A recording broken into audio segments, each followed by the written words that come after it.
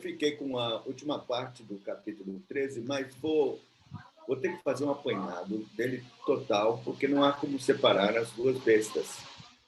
Então, vou reiniciar e assim, colocar as duas dentro desse programa maligno de Satanás contra a igreja. Vamos abrir, então, em Apocalipse 13. Eu vou ler todo o capítulo, porque é muito importante lermos todo, termos uma visão geral. Ora, eu não estou... A minha internet não está boa hoje. Eu não sei, ou a internet ou o computador.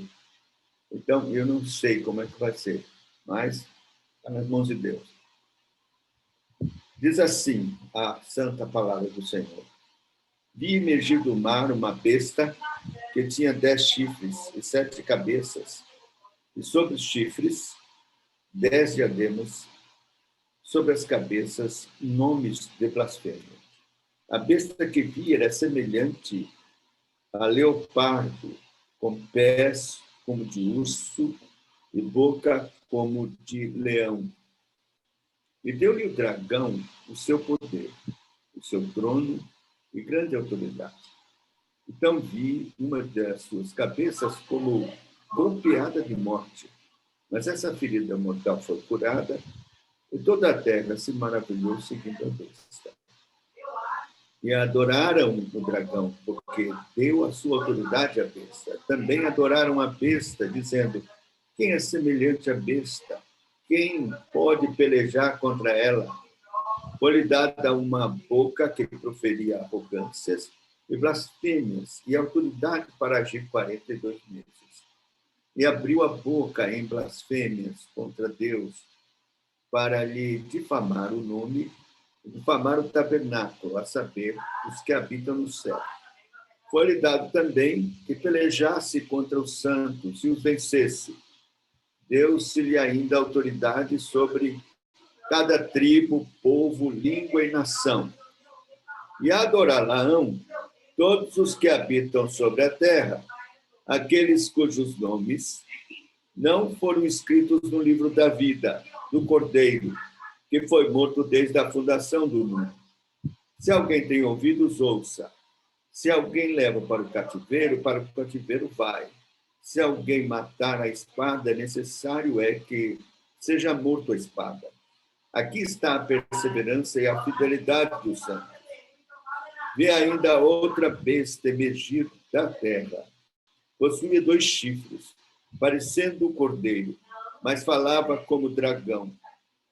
Exerce toda a autoridade da primeira besta na sua presença. Faz com que a terra e os seus habitantes adorem a primeira besta, cuja ferida mortal foi curada.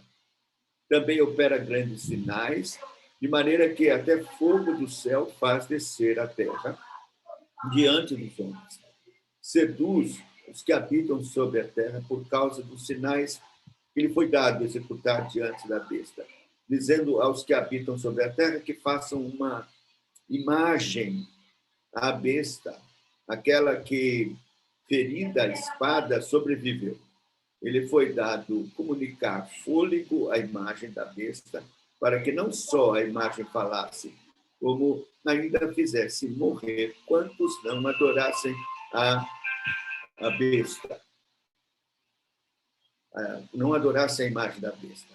A todos os pequenos e grandes, os ricos, os pobres, os livres e os escravos, faz que lhe seja dada certa marca sobre a mão direita ou sobre a fronte, para que ninguém possa comprar ou vender, senão aquele que tem a marca, o nome da besta ou o número do seu nome.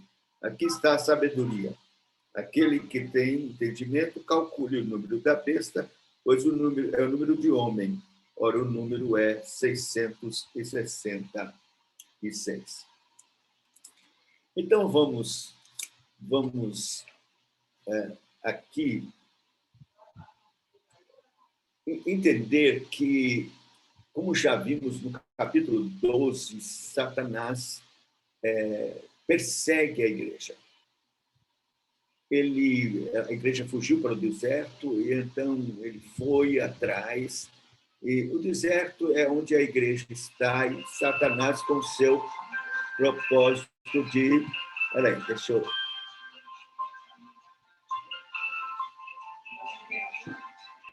Tem alguém aqui chamando, mas eu vou...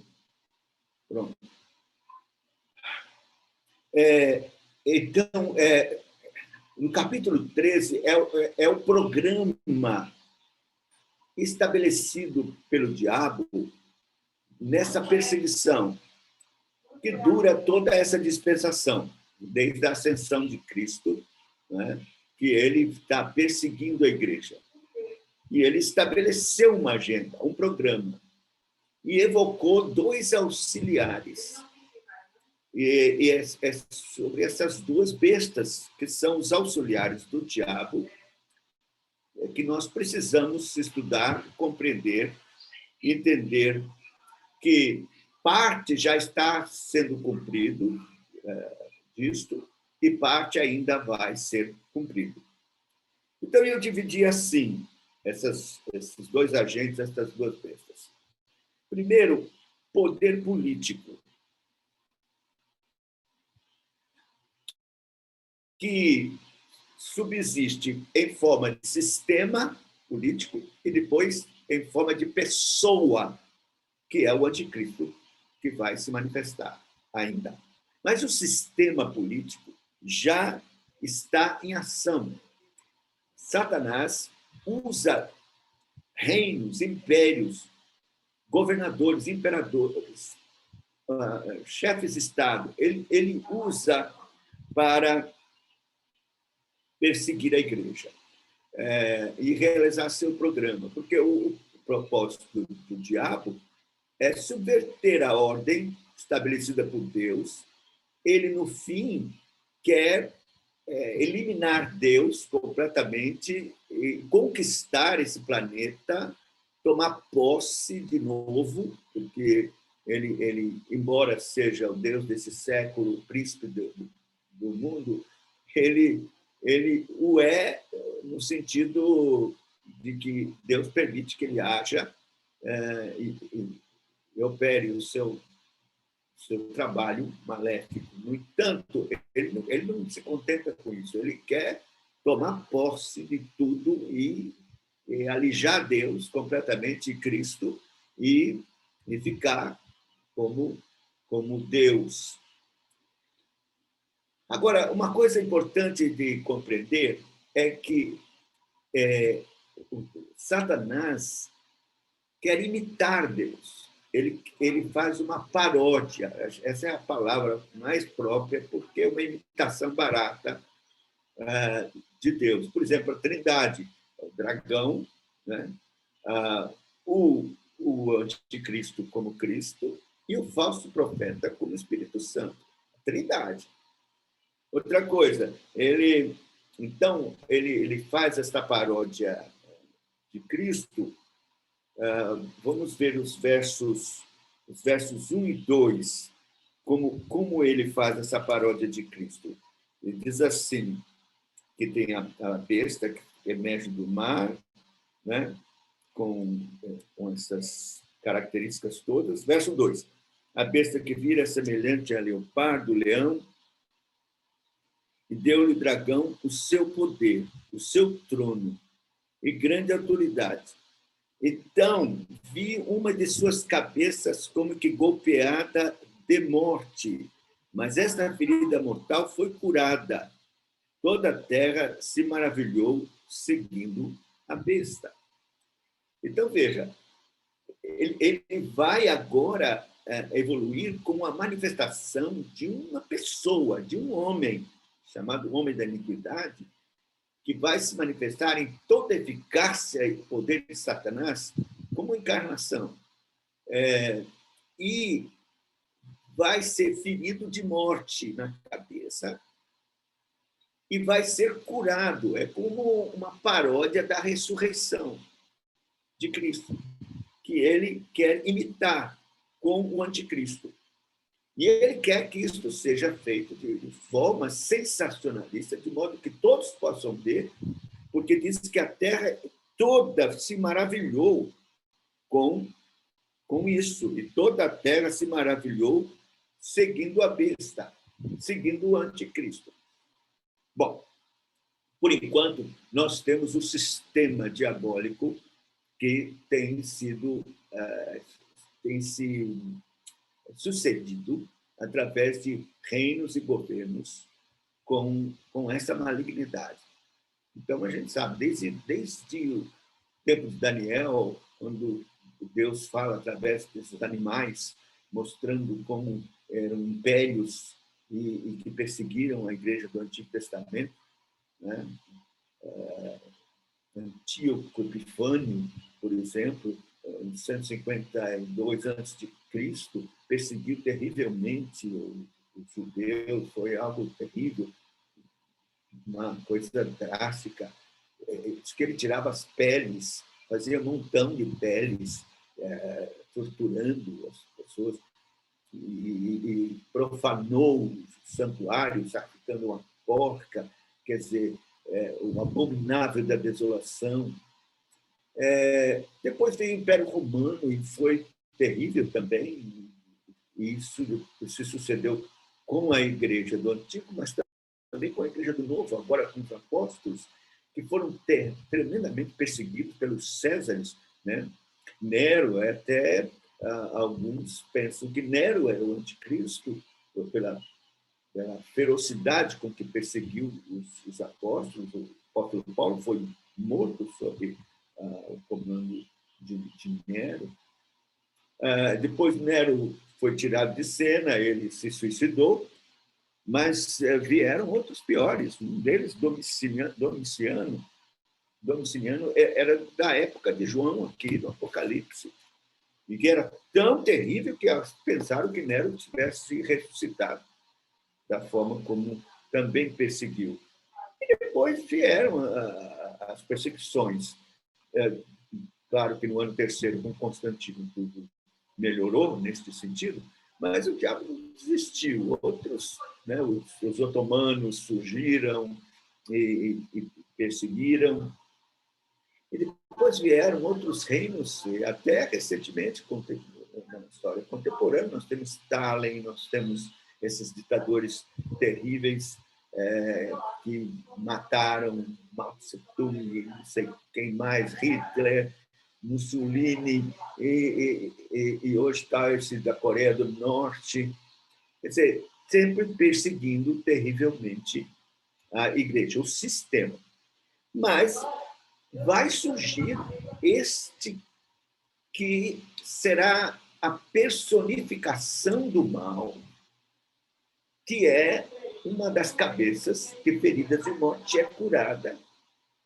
E então se manifesta como um ressuscitado, como algo maravilhoso que aconteceu, e é o chamado anticristo, cujo espírito, diz João, o apóstolo, já está no mundo e tem atuado na vida desses imperadores, dessas pessoas. Ele continua, está aí.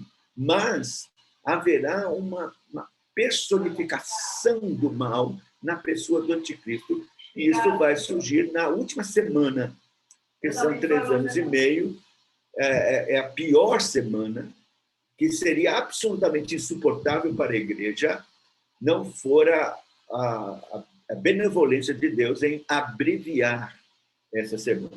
Mas vamos abrir lá em 2 Tessalonicenses, capítulo de número 2, porque aqui o apóstolo Paulo detalha melhor a manifestação deste indivíduo. Veja, diz assim, 2 Tessalonicenses, capítulo 2. Irmãos, no que diz respeito à vinda do nosso Senhor Jesus Cristo e à nossa reunião com Ele, nós vos exortamos a que não vos demovais da vossa mente com facilidade, nem vos perturbeis, quer por espírito, quer por palavra, quer por epístola, como se procedesse de nós, supondo tenha chegado o dia do Senhor. Ninguém, de modo algum, vos engane, porque isto não acontecerá sem que primeiro venha a apostasia e seja revelado o homem da iniquidade, o filho da perdição, o qual se opõe e se levanta contra tudo que se chama Deus ou é objeto de culto, a ponto de assentar-se no santuário de Deus, ostentando-se como se fosse o próprio Deus. Não vos recordais de que, ainda convosco, eu costumava dizer-vos estas coisas? E agora sabeis o que o detém, para que ele seja revelado somente em ocasião própria. Com efeito, o mistério da iniquidade já opera e aguarda somente que seja afastado aquele que agora o detém. Então, será de fato revelado o iníquo, a quem o Senhor Jesus matará com o sopro da sua boca e o destruirá pela manifestação da sua vinda. Ora, o aparecimento do iníquo é segundo a eficácia de Satanás e com todo o poder e sinais e prodígios da mentira e com todo o engano da injustiça aos que perecem, porque não acolheram o amor da verdade para serem salvos. Por esse motivo, pois, que Deus lhes manda a operação do erro para darem crédito à mentira, a fim de serem julgados todos quantos não deram crédito à verdade, antes, pelo contrário, deleitaram-se com a injustiça. Então, veja que o apóstolo Paulo dá especificações detalhadas a respeito deste indivíduo. Então, passa de um sistema e passa agora a ser uma pessoa, um homem, que vai ser essa personificação, que recebe poder da primeira besta. Então, nós temos aí o anticristo, e toda a terra vai seguir e se maravilhar com ele. Vejam os versos 5 e 6, eu estou querendo ver bem detalhadamente, voltando lá para Apocalipse 13, veja os versos 5 e 6.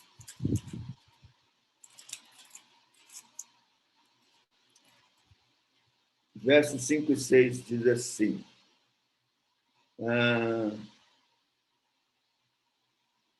foi-lhe dada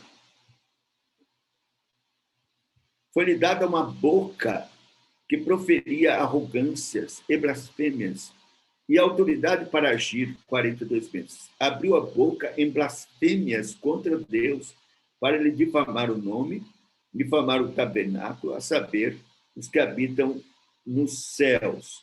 Então, veja que ele tem poder, ele abre a boca para blasfemar.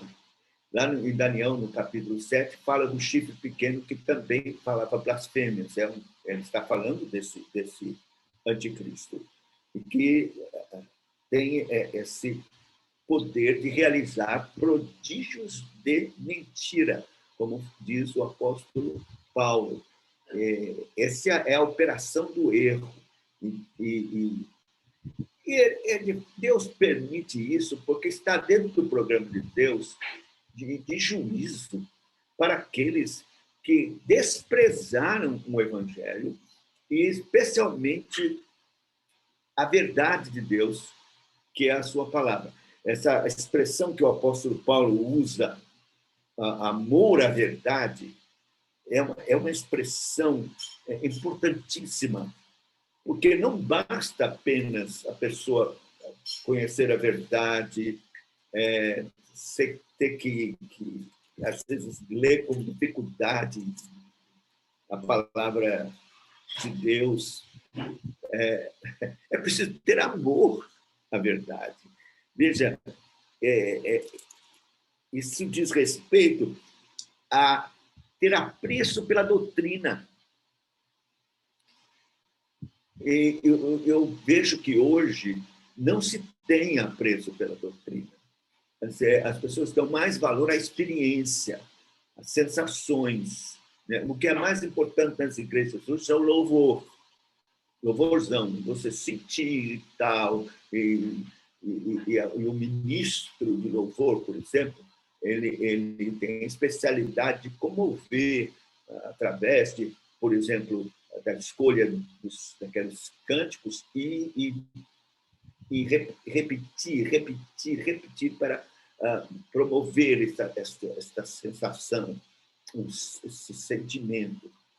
Então, parece tudo muito bom, muito bonito e abençoado, mas não tem mensagem. A pregação é assim, 15 minutos, e nem é exposição bíblica, um estudo sério, exposição da palavra de Deus. É alguma coisa assim, autoajuda e tal, pega um texto como pretexto e vai falando um bocado de coisa que as pessoas gostam de ouvir, especialmente, né, nessa questão de vencer e prosperar e tal. Então, falta amor à verdade, amor, interesse. Eu lembro dos puritanos, que todo mundo acha esquisito que os puritanos nunca pregaram menos de 1 hora. Então, quando um puritano chegava para pregar e pregava meia hora, os crentes se sentiam traídos, se prepararam a semana inteira para ouvir a palavra de Deus pregada com intensidade, como uma comida sólida, doutrina. Eles estavam preparados, amavam isso. Aí chega lá, pregou meia hora e se sentiam traídos. Esse negócio muito diferente de hoje, né? As pessoas não estão, dizem que é por causa da televisão, por causa da internet, do celular, que são coisas assim mais rápidas e tal, ninguém mais quer saber de ficar ouvindo 1 hora sermão. Bom, então não tem amor à verdade. Tem gente que até acha que doutrina atrapalha. Então, estão atrás de outra coisa. Mas veja, o apóstolo Paulo fala que ele vai aparecer, o anticristo, com todo engano de mentira, fazendo prodígio da mentira, com todo engano de injustiça aos que perecem porque não acolheram o amor da verdade. O amor da verdade para serem salvos. Então, eu creio que nós estamos precisando preparar a igreja para que ela volte à doutrina, volte à palavra de Deus, volte a ter interesse, amor à verdade e se prepare para enfrentar o anticristo, que vai realizar prodígios de mentira. Sendo assim, nós estamos vendo que o cenário está sendo preparado mesmo para a manifestação do anticristo. Porque o que o pessoal quer não é amor à verdade, não é voltar às doutrinas da palavra de Deus, mas estão atrás de sensações de milagres e coisas extraordinárias. Então, esse é o terreno próprio para que o anticristo ganhe força e possa, de fato, conquistar. E muitos serão levados, infelizmente, pelo engano da parte do inimigo das nossas almas.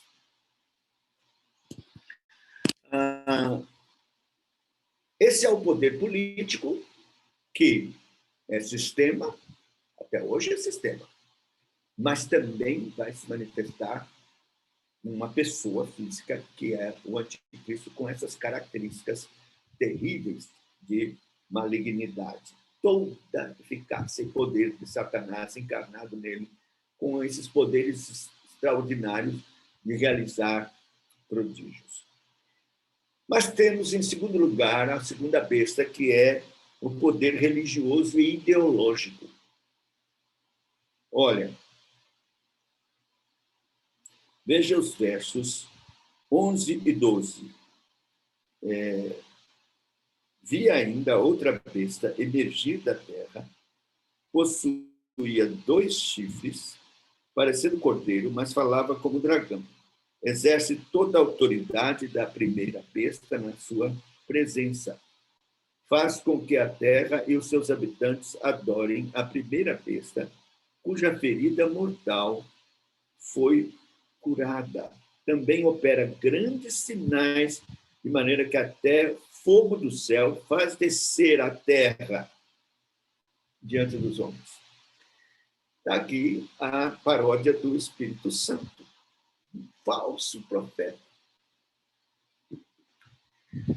que realiza até sinais, prodígios e faz descer fogo à terra. Ele se apresenta como cordeiro, quer dizer, para enganar.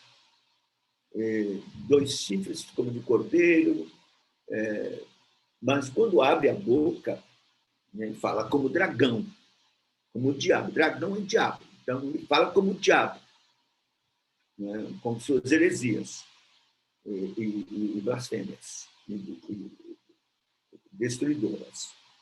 Mas, veja, é um falso profeta.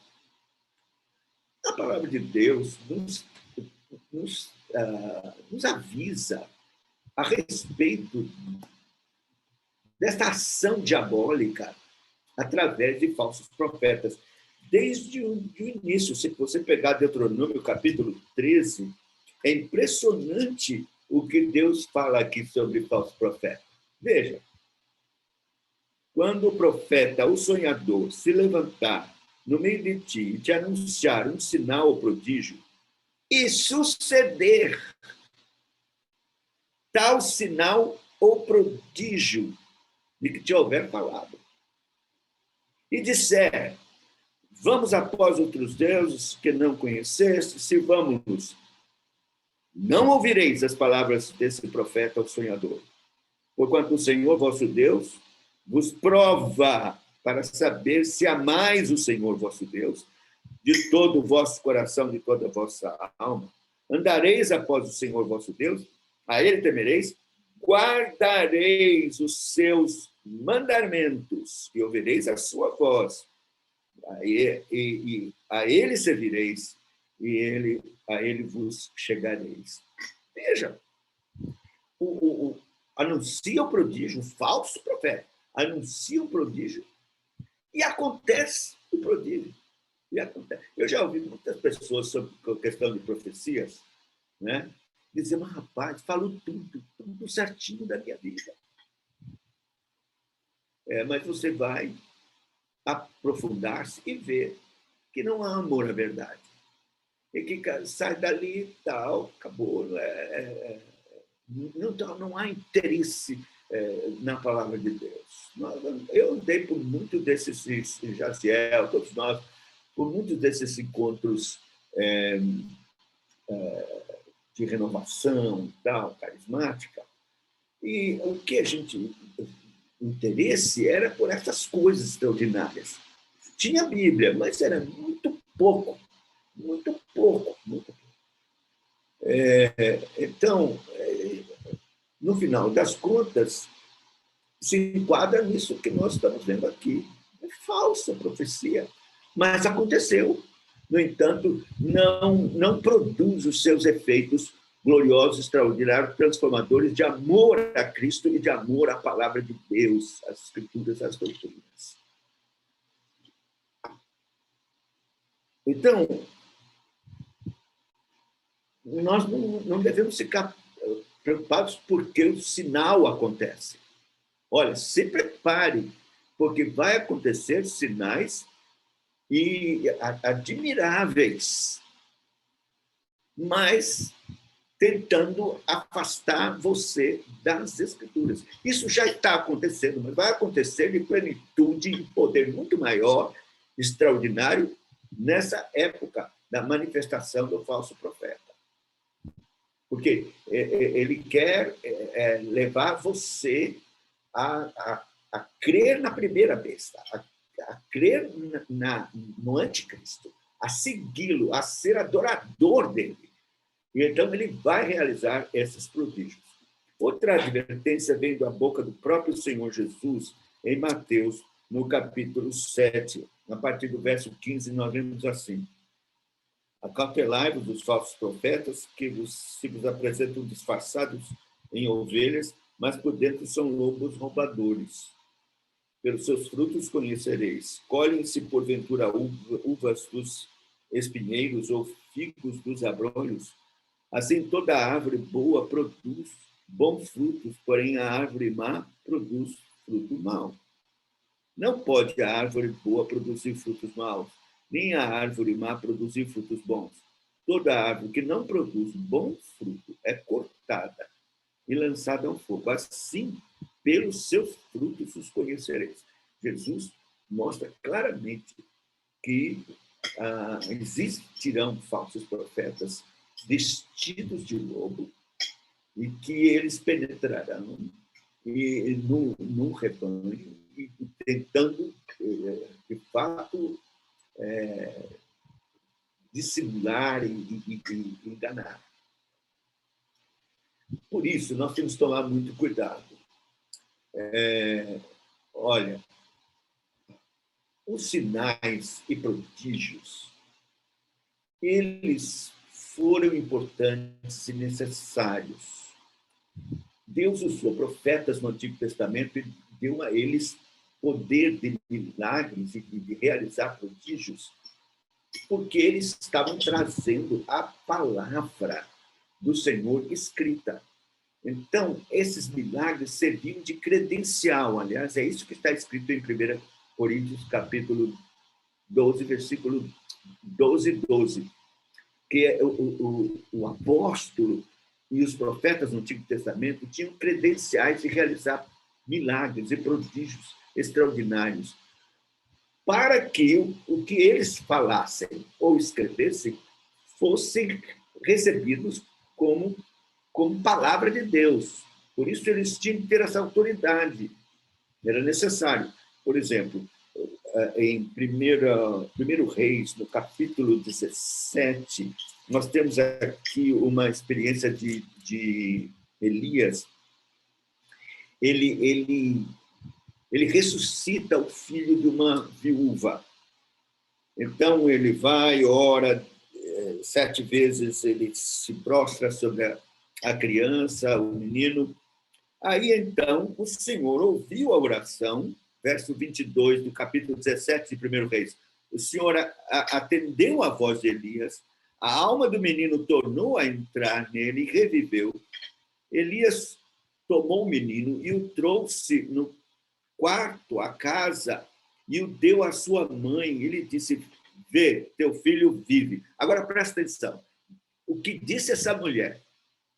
Então, a mulher disse a Elias: nisto conheço agora que tu és homem de Deus e que a palavra do Senhor na tua boca é a verdade. É verdade. Então, os sinais e prodígios tinham esta característica. Por isso que Atos dos Apóstolos diz que por mãos dos apóstolos eram feitas estes sinais e prodígios. Sob a égide deles, até mesmo impondo as mãos sobre outros membros da igreja, eles podiam ter dons de curar e de realizar prodígios maravilhosos. Mas, como eu disse, em Coríntios 12, 2 Coríntios, desculpa, 2 Coríntios 12, diz assim: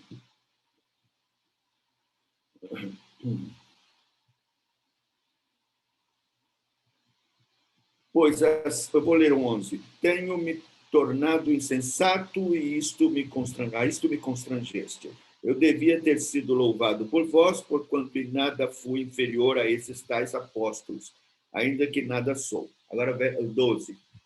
Pois as credenciais de apóstolo foram apresentadas diante de vós, no meio de vós, com toda a persistência por sinais, prodígios e poderes miraculosos.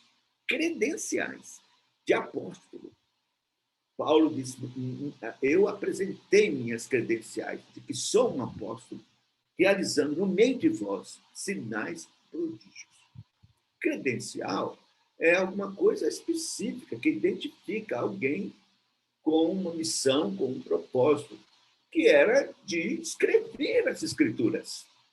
Veja, é tão interessante, porque ele mesmo, Paulo, disse que eu estive no meio de vós e vocês receberam a minha palavra não como de homem, mas como na verdade é palavra de Deus. Então, precisamos tomar cuidado, porque hoje está se reivindicando apostolado e sinais e prodígios. E nós sabemos que isso não subsiste pela palavra de Deus.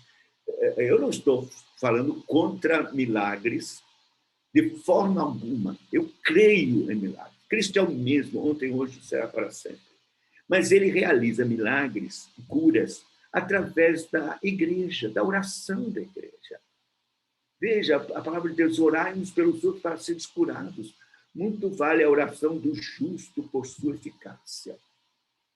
A igreja orando realiza milagres, mas milagreiro, gente com credencial para realizar sinais e prodígios, não existe mais. A palavra de Deus já foi provada. Nós a temos aqui, já seguramente provada. Então, temos que tomar cuidado, porque o anticristo vai aparecer com estas características. E não será novidade, porque é o que se está hoje ensinando, e as pessoas estão sendo, na verdade, preparadas para crer no anticristo, nos seus milagres e nos seus prodígios. Mas aí, esta figura, a segunda besta, que é falso profeta, ela opera grandes sinais, como nós vimos, né? Também opera grandes sinais, de maneira que até fogo do céu faz descer a terra diante dos homens. Se nós estivermos firmes na verdade de Deus, pode a montanha ir para o meio do mar, fogo descer do céu, o que for, nós vamos estar firmes.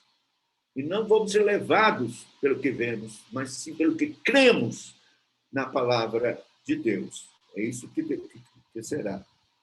E veja, e diz assim, verso 14: seduz os que habitam sobre a terra por causa dos sinais que lhe foi dado executar diante da besta. Agora, veja, ele realiza isto em favor do anticristo. Assim como o Espírito Santo realiza tudo o que realiza para Cristo, para nos conquistar para Cristo, para nos revelar Cristo, suas belezas, tudo que Cristo é, sua glória, todas as facetas daquilo que Cristo é. O Espírito Santo nos mostra pela palavra. E ele conquista nosso coração para Cristo. Ele nos revela Cristo. O interesse do Espírito Santo é glorificar Cristo. Você se leu aquele livro de J.I. Packer, O Espírito Santo? Ele conta uma coisa interessante, que ele está no carro, andando, e depois, era de noite, ele estava indo para a igreja, ele virou uma esquina e viu um prédio que tinha os holofotes embaixo, apontando para o prédio, de modo que se via logo era o prédio. E ele então disse assim: olha, o Espírito Santo são esses holofotes que ilumina Cristo e mostra Cristo. Porque Cristo diz: ele me glorificará. Não falará nada de si mesmo, mas o que eu tiver mandado. Ele vai me glorificar. O Espírito Santo fez trabalho. Então, o falso profeta, o trabalho dele é glorificar a besta, o anticristo, e fazer com esses sinais que as pessoas fiquem admiradas com a besta e sejam seduzidas. E um dos seus métodos é um método antigo. que Satanás usou com muita eficiência para destruir a igreja, fazer o seu trabalho deletério contra a igreja, desde o Velho Testamento. Sabe o que é? Idolatria. Veja que é isto que ele faz. Eu vou ler aqui.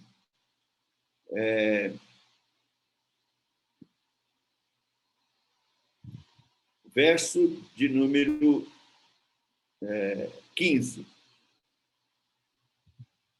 Foi-lhe dado comunicar fôlego à imagem da besta, para que não só a imagem falasse, como ainda fizesse morrer quantos não adorassem a imagem da besta. Então, ele faz uma imagem da besta e confere um poder de fôlego a essa imagem. Olha, nós não sabemos que recurso. Você certamente já ouviu falar de imagem que chora, Nossa Senhora que derrama lágrimas, ou que derrama lágrimas de sangue, ou o crucifixo que as chagas vertem sangue. Esses truques que fazem, né? E funciona, porque as pessoas ficam romagem, mais romagem, atrás disso, né? dessas coisas que Satanás faz para cativar, ter cativas as pessoas no ídolo, na idolatria. Bom, esse falso profeta é um demônio. Ele vai realizar um prodígio de que a imagem da besta ganhe vida. Ganhe vida.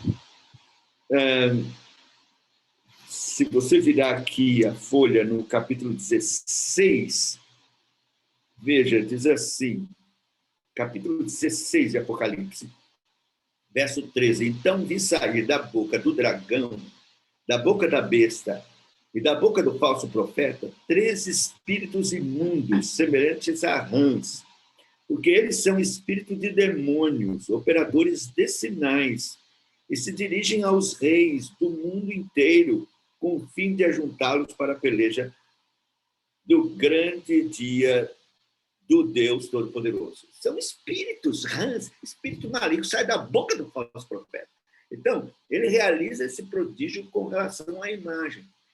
E é bom saber que a idolatria ela tem a ver com Satanás, com o diabo, porque é verdade, o ídolo é nada. Veja o que o apóstolo Paulo ensina a respeito disso em 1 Coríntios, no capítulo de número 10, o verso 14, ele trata disso até o verso número 22. Mas eu vou ler, presta atenção. Portanto, meus amados, fugir da idolatria. Falo como criterioso, julgai vós mesmos o que digo. Porventura, o cálice da bênção que abençoamos não é a comunhão do sangue de Cristo? O pão que partimos não é a comunhão do corpo de Cristo? Quer dizer, os crentes estavam indo para as festinhas lá de comer comida sacrificada a ídolos, e depois vinha tomar Santa Ceia. E Paulo faz uma advertência séria. Então, ele diz assim, considerai, verso 18, considerai Israel segundo a carne, não é certo que aqueles que se alimentam do sacrifício são participantes do altar? Que digo, pois, que o sacrificado ao ídolo é alguma coisa, ou que o próprio ídolo tem algum valor? Antes digo que as coisas que eles sacrificam é a demônios que as sacrificam, e não a Deus. E eu não quero que vos torneis associados aos demônios. Não podeis beber o cálice do Senhor e o cálice dos demônios. Não podeis ser participantes da mesa do Senhor e da mesa dos demônios. Então, se envolver com idolatria é se envolver com demônios. É o apóstolo Paulo que está ensinando isso. Então, a gente vê que o falso profeta vai usar a idolatria para seduzir as pessoas. E ele vai usar dessa forma extraordinária, realizando esse prodígio. Essa imagem vai falar, vai viver, né? Ele comunicou fôlego à imagem da besta, para que não só a imagem falasse, como ainda fizesse morrer quantos não adorassem a besta. Então, veja esse prodígio e o cuidado que devemos ter com relação à idolatria, né? Agora, o falso profeta tem uma marca. E aqui esta é a parte mais complicada e onde mais se prolifera todo tipo de conjectura que se tem a respeito do Apocalipse. Mas veja, verso 16 a 18. A todos os pequenos e os grandes, os ricos, os pobres, os livres, os escravos, faz que lhes seja dada certa marca sobre a mão direita ou sobre a fronte, para que ninguém possa comprar ou vender, senão aquele que tem a marca, o nome da besta e o número do seu nome. Preste atenção, nome e o número do seu nome. Aqui está a sabedoria. Aquele que tem entendimento, calcule o número da besta, pois o número é número de homem. Ora, esse número é 666. Bom, tanta coisa, gematria, que é as letras gregas e latinas correspondem os números, e as letras correspondem a números. Então, muitos têm tentado somar as letras e Nero, não sei quem e tal, vai dar 666, um bocado de coisa.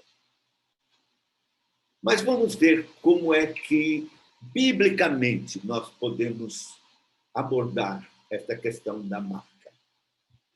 A primeira coisa importante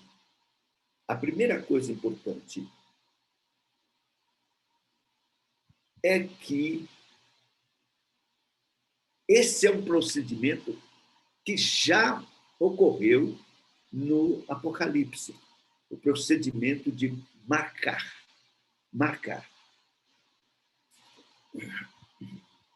Veja Apocalipse 7, 3 e 4. Se já houve, nós temos que seguir o procedimento. 7, versículos 3 e 4. Dizendo, não danifiqueis nem a terra, nem o mar, nem as árvores, nem até selarmos na fronte os servos do nosso Deus. Então, ouvi o número dos que foram selados, que era 144 mil de todas as tribos das filhas de Israel. Quem já se lembra, nós tratamos desses 144 mil como sendo a totalidade da igreja, tanto do Velho como do Novo Testamento. Todos os crentes são selados, tem uma marca na fronte, subsequentemente na mão, porque resulta em atos. Na mente, veja qual é a marca. Apocalipse 14. Siga lá, veja comigo. Veja qual é a marca. Olheis, eis o Cordeiro em pé sobre o Monte Sião, e com ele 144 mil, tendo na fronte escrito o seu nome e o nome do seu pai. Então, a marca tem um nome na fronte de todos os eleitos, de todos os crentes. O nome do Pai e o nome de Cristo na mente. O nome na fronte, na mente, é o caráter e a imagem de Deus readquirida pelos crentes. Eles têm a mente de Cristo. Eles têm um caráter. É essa a luta, de termos o caráter de Cristo. E de nossas mãos e nossos membros serem oferecidos a Deus como instrumentos de justiça. Nossas obras serão segundo a nossa mente. E ter o nome na mente é ter o caráter, é ter a imagem. Então, diante desse pano de fundo, nós vamos voltar lá para ver como é esta marca. Veja, esta marca está relacionada ao verso 17. Para que ninguém possa comprar ou vender, senão aqueles que têm a marca, o nome da besta e o número do seu nome. O nome da besta é o caráter da besta, é a identidade da besta, que é maligna, mundana, pecaminosa na sua totalidade. Então, a marca da besta é a identificação dos ímpios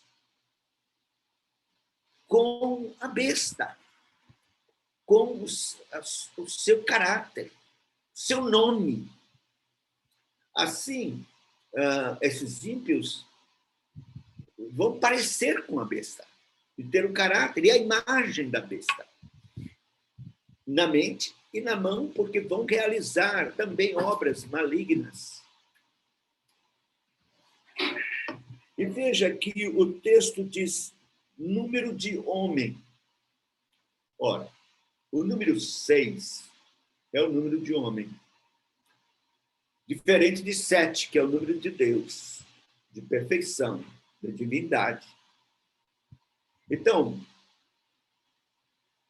6 nunca será 7.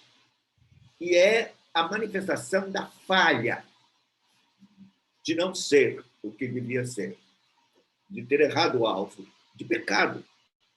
Então, 6 é o número de homem pecador. Ora, a besta é a manifestação humana elevada à terceira essência do que é falho, do que é pecaminoso. Por isso, 666. Se fosse só 6, sim, é um homem é pecador. Mas 666 é a representação máxima do pecado, da falha. E assim, a linguagem apocalíptica mostra isso. Então, por exemplo, nós teríamos o nome do Pai e de Cristo, e se tivesse um número, seria 777. Porque 7 é o número de Deus e Cristo é a manifestação da plenitude da divindade. 3 vezes santos, 3 vezes divinos, 777. Mas os ímpios, eles têm a marca da besta, que é o caráter, a imagem de Satanás neles, e a marca desta manifestação plena do pecado, que é o homem da iniquidade, o anticristo. Então, a pessoa se identifica com o diabo, simplesmente desprezando o evangelho e a Deus e se tornando adorador da besta.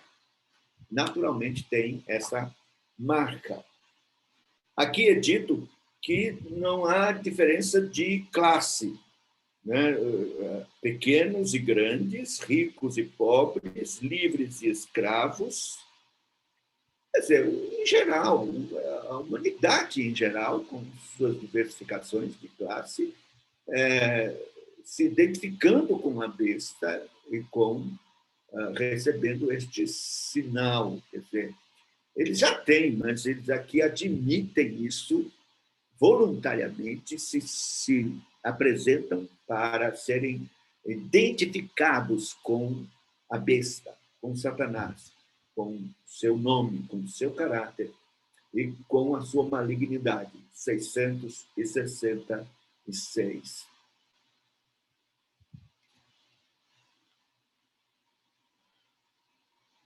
Mas veja, meus irmãos, que os eleitos, de forma alguma, receberão essa identificação, porque eles já têm a identificação com o Pai e com Cristo. Já têm a sua marca.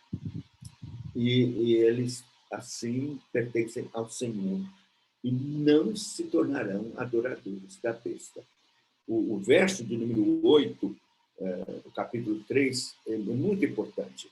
Diz assim: adorá-la-ão, vão adorar a besta, todos os que habitam sobre a terra, aqueles cujos nomes não foram escritos no livro da vida do Cordeiro, que foi morto desde a fundação do mundo. Claramente mostrando que os eleitos de Deus, que foram escolhidos antes da fundação do mundo, que tiveram seus nomes escritos antes que houvesse qualquer coisa criada. Deus, o Pai, já sabendo de tudo, amou, escolheu e escreveu o nome de cada um nesse livro, chamado Livro da Vida. Isso está de acordo com Efésios, capítulo 1, versículo 4, que diz que ele nos elegeu antes da fundação do mundo, e também com 17, Apocalipse 17, 8. Veja, aqui está mais claro ainda. Apocalipse 17, 8 diz: a besta que viste era e não é, está para emergir do abismo e caminha para a destruição. E aqueles que habitam sobre a terra, cujos nomes não foram escritos no livro da vida desde a fundação do mundo, se admirarão vendo a besta, que era e não é, mas aparecerá. Então, quer dizer que os eleitos jamais serão enganados. Veja que o próprio Senhor Jesus disse que ele vai realizar prodígios que, se possível fosse, enganaria até os escolhidos, mas não é possível. Graças a Deus por a eleição bendita do Senhor, que nos distingue de tal maneira que nós não seremos adoradores da besta. Não seremos, não seremos. Mas tem uma coisa que é importante nós salientarmos aqui, que é a perseguição. Veja, existe uma teoria popular escatológica chamada dispensacionalismo, que ensina o pré-milenismo e que a igreja vai ser arrebatada antes do anticristo, antes da grande tribulação. Cuidado, isso não corresponde à verdade bíblica. Eu sei que esses irmãos serão salvos. Esse é um detalhe escatológico, mas que eu acho que ele tem muito peso. Porque quando alguém crê assim, que não vai passar por grande tribulação e nem perseguição nenhuma, a pessoa fica indolente. Mas se você ensina, não vai passar, então a igreja é alertada, é despertada para se preparar para essa hora, para esse momento.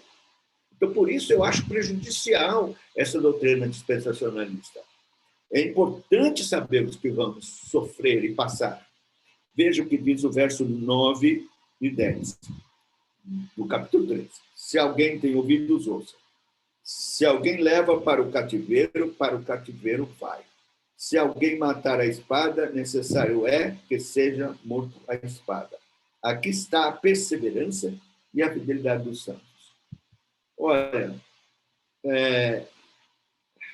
o pior ainda, que é duro, triste ouvir isso, mas como eu creio na soberania de Deus, e eu acho que você deve crer também, que Deus tem o controle absoluto de tudo, você pode descansar de que é dado por Deus que o anticristo lute contra os santos e os vença. Olha, o verso 7 diz assim: foi-lhe dado também que pelejasse contra os santos e os vencesse. E os vencesse. A gente sempre ouve, não, meu Deus, nós somos mais que vencedores e tal, vamos vencer, sermos vitoriosos e tal. Mas aqui a Bíblia está dizendo que foi dada a autoridade ao anticristo para pelejar contra os santos, os crentes, e os vencesse. Então ninguém gosta disso. Mas está aqui na Bíblia. E quem for destinado para o cativeiro vai, espada para espada.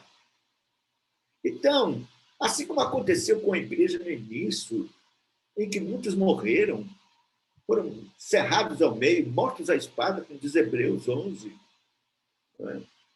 Eles sofreram perseguição horrível, jogados às feras, estraçalhados. Não é que Deus permitiu isso? Permitiu. Deixou que Nero, o anticristo daquela época, fizesse isso e prevalecesse. Acendia fogueiras, iluminava seu jardim com crentes betumados em chamas. E isso vai se repetir agora, nesses 3 anos e meio, dessa última metade da semana do fim, que será abreviado. Perseguição terrível. Assim como Deus esteve com eles, estará conosco. Não sei se vamos ainda alcançar, mas Deus há de dar aos crentes graça. Não serão todos dizimados, porque o apóstolo Paulo diz que quando Cristo voltar, vai ter crente aguardando Cristo. Não lembra? Né? Segundo Tessalonicenses, no capítulo 4, o apóstolo Paulo fala que nós que estivermos vivos não precederemos os que dormem, que eles ressuscitarão primeiro. Então, tem um grupo de crentes vivos, esperando Cristo e a ressurreição. E serão transformados. Então, vai ter crente vivo, que vai sobreviver nessa época terrível. Mas muitos vão ser levados ao martírio, serão mortos. E manifestarão a perseverança e a fidelidade que o Espírito Santo lhes dará com toda assistência para a glória de Deus, um testemunho maravilhoso, mesmo em face da morte. E eu quero encerrar com 3 perguntas. Os puritanos tinham um costume. Eles, sempre que terminavam uma exposição da palavra, eles usavam o que é chamado de usos. Primeiro uso. Já temos sido provados pelo sistema do anticristo, até agora. Como você está se saindo na luta contra esse sistema anticristão mundano que todos estamos enfrentando? O anticristo, como sistema, já está no mundo e tem operado. Como está a sua vida? Como é que você está enfrentando esse sistema diabólico anticristão mundano que lhe cerca? É a primeira pergunta. A segunda: o anticristo virá e o falso profeta com seus enganos. Como está o seu amor à verdade? Como está o seu amor à verdade? Você tem interesse em aprender mais da doutrina, crescer mais na graça e no conhecimento de Cristo, ler livros que possam me ajudar a compreender mais da palavra de Deus, mais de Cristo, mais do ser de Deus e de suas perfeições? Você ama a palavra de Deus? Terceira pergunta. A igreja vai passar por grande tribulação. é bom se preparar. E 3 coisas são necessárias. Primeiro, arrependimento. Arrependimento. Que o Espírito Santo possa nos convencer do pecado e mostrar como igreja nós precisamos nos arrepender. Segundo, o retorno à verdade. Sermos levados a uma nova reforma. 503 anos já se passaram da reforma, mas nós precisamos mais do que nunca de outra reforma. De voltar às Escrituras. Que há de superstição dentro das igrejas espiritual, não tem escrito no gibi. Precisamos voltar à verdade. Terceiro, amor renovado a Cristo e à sua igreja. Uma renovação do nosso amor a Cristo. Amá-lo de todo o coração. E amar a sua igreja com o seu programa missionário, evangelístico. Temos que estar envolvidos de coração, não só em oração, mas com todo o nosso ser. Não existe desigrejados, e isso é uma falácia já maligna. Quem ama a Cristo ama a igreja, quem ama a igreja ama a Cristo. Quem está fora da igreja não ama a Cristo. Se você está fora do programa da igreja, você não ama a Cristo. São perguntas que nós temos que fazer, porque estamos nos aproximando dessa hora do fim. Temos que nos preparar para enfrentar as 2 bestas. Uma que é representada por um sistema até agora, mas que será manifestada numa pessoa terrível, assustadora, maligna, até não poder mais. E o falso profeta, que se apresenta com mansidão, mas que abre a boca, fala como dragão, as suas heresias, e faz prodígios para enganar e tentar levar você a adorar a besta, com falsidade religiosa, heresias e ideologias também. Ideologias malignas, satânicas. E você distingue porque são ideologias que são contra a igreja, enquanto que a palavra de Deus ensina. Isso é da besta, isso é próprio dela e do falso profeta. Deus tenha misericórdia de nos livre. Vamos orar. Senhor, tem compaixão de nós, ajuda-nos. Estamos vivendo nesse mundo mau, cercados de todos os lados por esta obra maligna, perseguidora, tentando nos desviar, nos seduzir. E nós pedimos, Senhor, tem compaixão de nós e da igreja. Tem misericórdia. E se vai piorar as coisas, então prepara-nos, dá-nos amor à verdade, dá-nos amor à tua palavra, para que sejamos firmados nela e possamos, então, ficar firmes contra toda e qualquer cilada da parte do diabo. Tem compaixão, tem misericórdia. É assim que nós oramos e pedimos, imploramos. Em nome do Senhor Jesus. Amém.